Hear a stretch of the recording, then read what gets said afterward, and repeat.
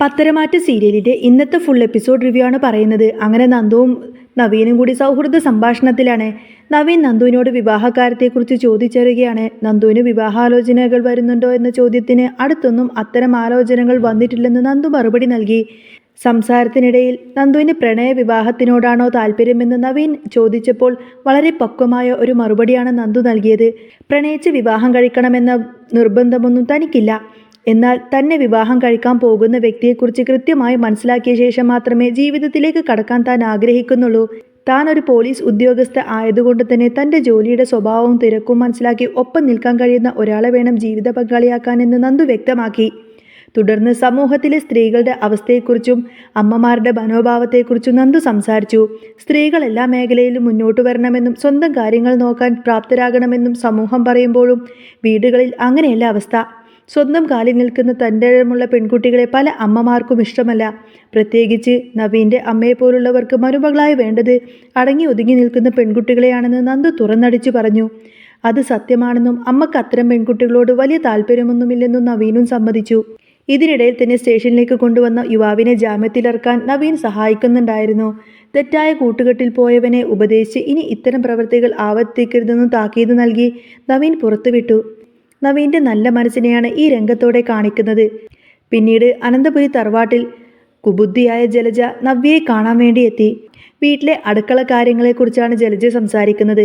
ഇത്രയും നാൾ വീട്ടിൽ 2 അടുപ്പുകൾ എരിഞ്ഞിരുന്നുവെങ്കിലും ജാനകിയുടെ സ്വഭാവമാറ്റത്തോടെയാണ് അത് ഒന്നാവാൻ തീരുമാനിച്ചത്. എന്നാൽ ഇത് കേട്ട നവ്യയ്ക്ക് ദേഷ്യം വന്നു. അവരുണ്ടാക്കുന്ന ഭക്ഷണമൊന്നും എനിക്ക് വേണ്ട, എനിക്ക് അത്യാവശ്യം പാചകമൊക്കെ അറിയാം, അതുകൊണ്ട് അമ്മ എനിക്ക് വേണ്ട ഭക്ഷണം ഉണ്ടാക്കി തന്നാൽ മതിയെന്ന് നവ്യ തറപ്പിച്ചു പറഞ്ഞു. എന്നാൽ ഇത് കേട്ടതോടെ ജലജ തൻ്റെ തന്ത്രം പുറത്തെടുത്തു.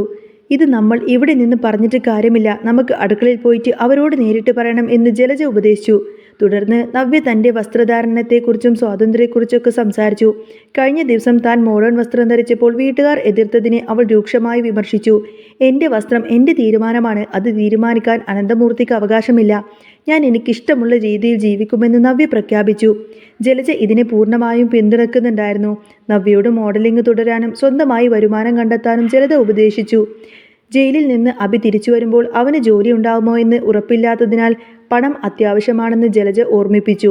എന്നാൽ കുഞ്ഞിൻ്റെ കാര്യമോർത്ത് തനിക്ക് വിഷമമുണ്ടെന്ന് നവ്യ പറയുമ്പോൾ കുഞ്ഞിനെ താൻ നോക്കിക്കോളാമെന്നും നവ്യ സ്വന്തം ഇഷ്ടത്തിന് ജീവിച്ചോളൂ എന്നും പറഞ്ഞ് ജലജ അവളെ പൂർണ്ണമായും വഷളാക്കാൻ ശ്രമിക്കുന്നുണ്ടായിരുന്നു. ജലജയും നവ്യയും കൂടി നേരെ അടുക്കളയിലേക്ക് ചെന്നു. അവിടെ ദേവ്യാനിയും നയനയും ഭക്ഷണം പാചകം ചെയ്യുന്ന തിരക്കിലായിരുന്നു. ഈ വീട്ടിൽ വീണ്ടും 2 അടുപ്പുകൾ വേണമെന്നും നവ്യക്ക് മറ്റുള്ളവരുണ്ടാക്കുന്ന ഭക്ഷണം വേണ്ടെന്നും ജലജ പ്രഖ്യാപിച്ചു. എന്തിനാണ് ഈ വാശിയെന്ന് നയന ചോദിച്ചപ്പോൾ നവ്യ പൊട്ടിത്തെറിച്ചു. എൻ്റെ ഭർത്താവിനെ ജയിലിലാക്കിയ നിന്റെ കൈകൊണ്ടുണ്ടാക്കിയ ഭക്ഷണമൊന്നും എനിക്ക് വേണ്ട എന്ന് നവ്യ തുറന്നടിച്ച് പറഞ്ഞു. ഈ അവസ്ഥയിൽ നയനയോട് ഇങ്ങനെ സംസാരിക്കാൻ നിനക്ക് വിഷമമില്ലേ എന്ന് ദേവയാനി ചോദിച്ചപ്പോൾ തനിക്കൊരു വിഷമവുമില്ല, തൻ്റെ കുഞ്ഞിനെ ആരും പരിഗണിക്കുന്നില്ലെന്നും നവ്യ പരാതിപ്പെട്ടു.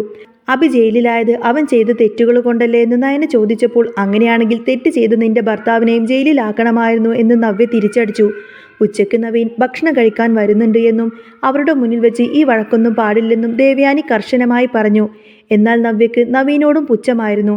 തൻ്റെ ഭർത്താവിൻ്റെ കേസ് വാദിക്കാൻ നവീൻ തയ്യാറാവാത്തത് കൊണ്ട് തന്നെ അവനോട് യാതൊരുവിധ ബഹുമാനവുമില്ലെന്ന് നവ്യ പറഞ്ഞു. ഭാവിയെ ഓർത്ത് നവ്യ ദുഃഖിക്കേണ്ടി വരുമെന്ന് ദേവയാനി മുന്നറിയിപ്പ് നൽകിയെങ്കിലും നവ്യ അതൊന്നും വകവെക്കുന്നില്ല. ഒടുവിൽ നവ്യക്കും ജലജയ്ക്കുമുള്ള ഭക്ഷണമുണ്ടാക്കാനുള്ള തയ്യാറെടുപ്പുകൾ അവിടെ തുടങ്ങി. പിന്നീട് നവീൻ്റെ വീട്ടിൽ നവീൻ്റെ അച്ചച്ചൻ നരസിംഹവും അവൻ്റെ അമ്മയും അവനായി പെൺകുട്ടികളെ അന്വേഷിക്കുകയാണ്. പല ഫോട്ടോകളും കാണിച്ചു കൊടുക്കുന്നുണ്ടെങ്കിലും നവീൻ അതൊന്നും തന്നെ ഇഷ്ടപ്പെട്ടില്ല. തനിക്കൊരു വക്കീലിനെയോ പോലീസ് ഉദ്യോഗസ്ഥയോ വിവാഹം കഴിക്കാനാണ് താല്പര്യമെന്ന് നവീൻ മുത്തശ്ശനോട് പറയുന്നു. എന്നാൽ ഇത് കേട്ട നവീൻ്റെ അമ്മ ശക്തമായിട്ട് തന്നെ അതിനെ എതിർത്തു. തൻ്റെ ഇടമുള്ള ജോലിക്ക് പോകുന്ന പെൺകുട്ടികളെ തനിക്ക് മരുമകളായി വേണ്ട എന്നും ഒതുങ്ങി നിൽക്കുന്ന പാവം പെൺകുട്ടികളെ മതിയെന്നും അവർ വാശി പിടിച്ചു. നവീൻ തൻ്റെ ഇഷ്ടത്തിന് വിരുദ്ധമായി വിവാഹം കഴിച്ചാൽ താൻ ഈ വീട് വിട്ട് ഇറങ്ങിപ്പോവുമെന്നും നവീൻ്റെ അമ്മ ഭീഷണിപ്പെടുത്തി. എന്നാൽ മുത്തശ്ശൻ നവീൻ്റെ പക്ഷത്താണ്. കാലം മാറിയെന്നും പെൺകുട്ടികൾക്ക് തൻ്റെ ഇടം വേണമെന്നും മുത്തശ്ശൻ വാദിച്ചു. തർക്കം മുറുകുന്നതിൽ തന്നെ തനിക്ക് അനന്തപുരി വരെ പോകാനുണ്ടെന്നും പറഞ്ഞ് നവീൻ അവിടെ നിന്നും ഇറങ്ങി. നവീൻ പോയ ഉടനെ തന്നെ അനന്തപുരി വീട്ടിലെ വിളിച്ച് നവീൻ്റെ മനസ്സിലുള്ള പെൺകുട്ടി ആരാണെന്ന് കണ്ടുപിടിക്കാൻ നവീൻ്റെ അമ്മ മുത്തശ്ശനോട് ആവശ്യപ്പെട്ടു. ഇതേ സമയത്ത് തന്നെ ജയിലിൽ കഴിയുന്ന അഭിയെ കാണാൻ വേണ്ടി ജലജ എത്തി. അഭി ആകെ അസ്വസ്ഥനാണ്. അനന്തപുരിയിലെ മിഷൻ നയനയുടെ കുഞ്ഞിനെ നശിപ്പിക്കാനുള്ള പദ്ധതി അതെന്തായി എന്ന് അഭി ആകാംക്ഷയോടെ ചോദിച്ചു. അത് പരാജയപ്പെട്ടു എന്ന് ജലജ അറിയിക്കുമ്പോൾ അഭിക്ക് വല്ലാതെ നിയന്ത്രണം വിട്ടു. അവൻ ദേഷ്യത്തിൽ ജയിലിലെ കമ്പികളൊക്കെ തല്ലിപ്പൊട്ടിക്കാൻ ശ്രമിച്ചു. തൻ്റെ ശത്രുക്കൾ കരയുന്നത് കാണാൻ തനിക്ക് സാധിക്കുന്നില്ലല്ലോ എന്ന് അവൻ സങ്കടപ്പെട്ടു പറഞ്ഞു. അഭിയെ സമാധാനിപ്പിക്കാൻ ജലജ നവ്യയുടെ കാര്യം പറഞ്ഞു. നവ്യ ഇപ്പോൾ വീട്ടുകാരുമായി തെറ്റി നിൽക്കുകയാണ് എന്നും വീണ്ടും അവിടെ 2 അടുപ്പുകളായി എന്നും ജലജ സന്തോഷത്തോടെ അറിയിച്ചു. നവ്യയെ അനന്തപുരി കുടുംബത്തിൽ നിന്നും അകറ്റി ഒടുവിൽ അവളെ അവിടെ നിന്നും പുറത്താക്കാമെന്നാണ് അഭിയുടെ ആഗ്രഹം. നവ്യയുടെ മനസ്സ് എപ്പോഴും വിഷലിപ്തമാണെന്നും താൻ പുറത്തിറങ്ങിയ ശേഷം ബാക്കി കാര്യങ്ങൾ ചെയ്തോളാമെന്നും അഭി അമ്മയോട് പറഞ്ഞു. തങ്ങളെ ഇങ്ങനൊരു അവസ്ഥയിലാക്കിയ എല്ലാവരോടും പകരം ചോദിക്കുമെന്ന പ്രതികാരത്തോടെയാണ് അഭി നിൽക്കുന്നത്. പിന്നീട് നവീൻ്റെ മുത്തശ്ശൻ അനന്തപുരിയിലേക്ക് വിളിക്കുന്നു. ഫോണെടുത്ത് നയനയുടെ മുത്തശ്ശനായ അനന്തമൂർത്തിയാണ്. ഇരുവരും പഴയ കാര്യങ്ങളൊക്കെ സംസാരിച്ചു നിന്നു. നവീൻ്റെ മനസ്സിൽ ഒരു പെൺകുട്ടിയുണ്ട് എന്നും അത് ആരാണെന്ന് കണ്ടുപിടിക്കണമെന്നും നവീൻ്റെ മുത്തശ്ശൻ അനന്തമൂർത്തിയോട് അഭ്യർത്ഥിച്ചു.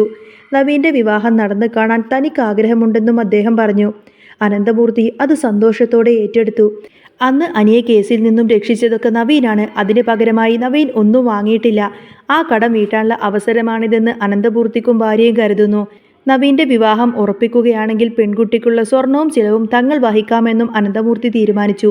പിന്നീട് അങ്ങനെ നവീൻ അനന്തപുരിയിലെ ക്ഷണം സ്വീകരിച്ചുകൊണ്ട് തന്നെ അങ്ങോട്ടേക്കെത്തി. ഉമ്മർത്ത് അനിയുമായിട്ടുള്ള സൗഹൃദ സംഭാഷണത്തിന് ശേഷം നയന കടന്നു വന്നു. നവീന് വേണ്ടി സദ്യ ഒരുക്കുന്ന തിരക്കിലാണ് നയന.